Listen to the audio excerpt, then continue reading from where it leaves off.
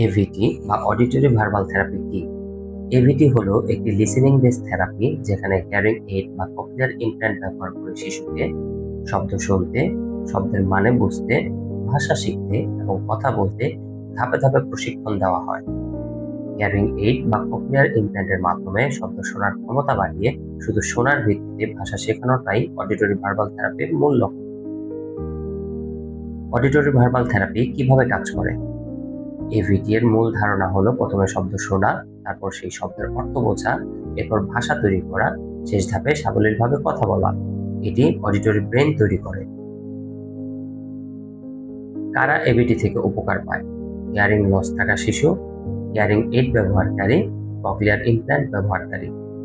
AVT সেশনে যা শেখানো হয়: লিসেনিং স্কিলস, পরিবেশের শব্দ চেনা, স্পিচ বনাম নন স্পিচ শব্দ আলাদা করা, ছোট শব্দ, ফ্রেজ, বাক্য শুনে বোঝা।